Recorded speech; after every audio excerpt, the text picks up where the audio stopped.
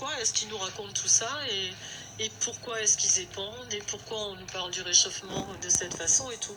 Alors, il y a une phrase de Zbigniew Brzezinski que je veux quand même vous lire parce que, parce que ça dit tout et ça a été écrit justement en 70 dans Between Two Ages.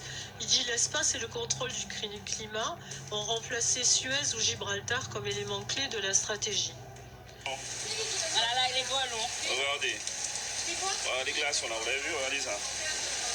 Il y a des glaçons là toujours, les gars. Vous voyez? Regarde ça, tout ça là dehors, là, plein de glaçons, regarde ça. Ça plein de glaçons là. Et la Martinique, je suis en mode mi café commencer. Ouais, voilà la Martinique. Là, ça recommence. On aurait dit qu'ils sont de plus en plus gros. Vous savez ça? On aurait dit qu'ils sont de plus en plus gros. Et dans lequel vous nous expliquez que, en dehors des armes qui sont couramment utilisées et ostensiblement utilisées, les inventeurs d'engins de mort ont mis au point des armes qui permettent de déclencher des épidémies, de déclencher des tremblements de terre, de déclencher des mutations génétiques, de déclencher des catastrophes climatiques. Et quand il parle de modification climatique dans son livre, c'est uniquement comme l'arme absolue qui va être à la portée des Américains.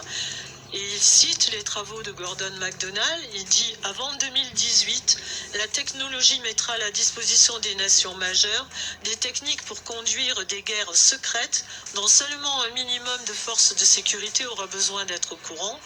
Une nation peut attaquer une nation concurrente secrètement par des moyens bactériologiques, affaiblissant entièrement la population avant d'en prendre le contrôle avec ses forces armées. » C'est clair. Et ce soir, j'aimerais qu'on parle plus particulièrement d'un aspect de votre livre qui est fort intéressant. C'est la question des armes électromagnétiques et également, alors, semble-t-il, des armes, c'est-à-dire des moyens de modifier les états de conscience ou les états physiques ou les comportements ou de tuer, et qui sont ces moyens sont donc utilisés par les militaires. Une sensation de chaleur immédiate et insupportable. À 750 mètres de là, un opérateur vient d'émettre un puissant rayon électromagnétique. Invisible, inodore et totalement silencieux, il provoque à chaque fois une réaction identique. C'est clair.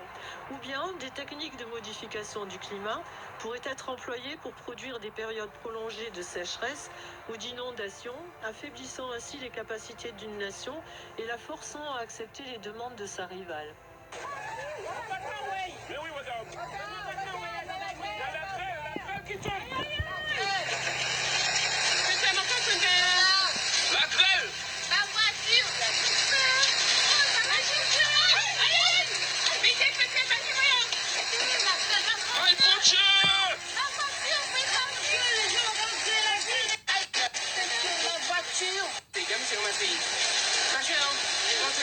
Là, c'est bon, c'est fini. C'est fini là, c'est bon. Comme du conseil.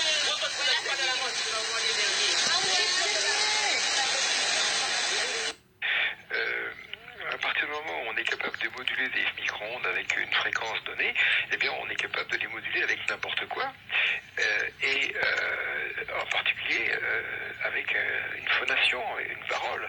Donc on peut parler à quelqu'un avec des micro-ondes et à grande distance. Puis quand je dis à quelqu'un, ça peut être une personne, comme ça peut être 500 personnes, comme ça peut être 1 million de personnes. C'est ça qui est extrêmement fou, quoi. C'est qu'on peut diriger sur un groupe d'humains un pinceau de micro-ondes modulé et faire que ces gens-là, dans leur tête, entendent quelque chose. C'est comme ouvrir la porte d'un four et ressentir en même temps une sensation de piqûre du sternum jusqu'au cou. Et quand c'est arrivé au cou, instinctivement, je me suis écarté. Et ensuite, donc, après, il a fallu que je me remette un peu de mes problèmes de santé pendant 2 ans. Et après, j'ai repris des recherches donc, sur les radars, mais orientées sur les effets des micro-ondes sur la santé. Et là, j'ai fait pas mal de découvertes. en ce sens quand le terme psychotronique commençait à apparaître, c'est-à-dire le terme de guerre psychotronique, où les Russes et les Américains faisaient des recherches pour interférer sur les métabolismes vivants ou interférer sur les cortex cérébraux, faire de la manipulation du comportement, ni plus ni moins. Ce dispositif développé par l'armée américaine depuis 15 ans n'est encore qu'un prototype, mais il pourrait venir s'ajouter à la liste des armes de défense comme le pistolet à balles en caoutchouc ou le taser. Alors, s'ils l'entendent, de manière consciente, c'est déjà une chose. Ça peut les vérifier, parce que si on leur dit, si vous ne déposez pas immédiatement les armes, Alain va vous réduire en chair à pâté, ça c'est une chose. Mais on peut aussi, et ça c'est vraiment la zone blonde, envoyer ce rayonnement de manière que ça crée une perception sonore dans la tête des gens de manière subliminale, en dessous du niveau de conscience. Ensuite, il y a eu des recherches à la clinique de Mayo sur les chiens qui ont été faits en les exposant à des micro-ondes.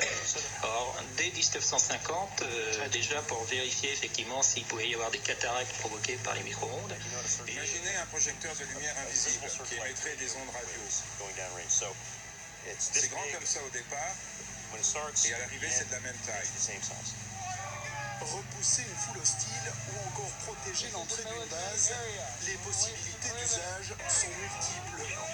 Donc là, il y a une potentialité de manipulation de masse humaine qui est totalement vertigineuse.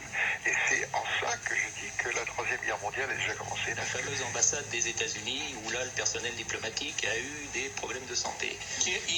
Vous dites irradié, mais c'était pas avec des pas un signal nucléaire. Enfin, c'était pas de non, c'était des micro-ondes radio, mais on s'est aperçu, justement, c'est les problèmes de modification du sang au niveau de la chimie du sang qui ont donné l'alerte, et on a découvert qu'ils faisaient de l'espionnage par des dispositifs qui avaient été installés dans l'ambassade des États-Unis finalement, et ces dispositifs entraient en résonance quand ils étaient irradiés par ces faisceaux micro-ondes.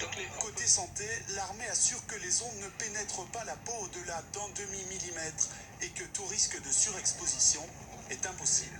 Tout ça fait des décennies que ça se développe, ça fait le bruit court, je crois que ça a même été reconnu que des choses de ce genre-là avaient même été carrément testées pendant la guerre du Golfe, c'est-à-dire il y a 10 ans. Donc on peut dire que les premiers qui ont mis au point des ondes, des armes de cette nature sont les soviétiques ou sont les américains, ou ils l'ont fait ensemble On peut dire qu'ils l'ont fait ensemble, et d'ailleurs... Si l'opérateur appuie sur la gâchette, mais que les choses vont trop vite et qu'il continue d'appuyer par erreur, ça s'arrête automatiquement au bout de 3 secondes. Sur 11 000 tests, seules 2 brûlures légères ont été constatées. Selon le colonel Tafola, le dispositif constitue désormais l'arme de défense la plus sûre jamais mise au point. Ces micro-ondes pulsées, elles peuvent donner une impression subjective d'entendre un message sonore, mais il est certain que si on augmente la puissance, eh bien on crée des destructions dans les cerveaux. On crée en fait n'importe quoi. On va aborder lors d'un prochain conseil de défense écologique. C'est un conseil des ministres restreint dédié aux questions de biodiversité, d'environnement et de climat d'ici fin juillet. Vous vous demandez comment agir pour le climat, mais vous ne savez pas très bien par où commencer. Ensemble, avec la Fondation Nicolas Hulot, nous allons voir 6 gestes très impactants qui, si nous sommes très nombreux à le secteur le plus émetteur de gaz à effet de serre en France. Laissez votre voiture au garage, prenez le vélo, les transports en commun, le train et surtout, essayez de rendre l'avion exceptionnel. Si vous avez de l'épargne, par exemple,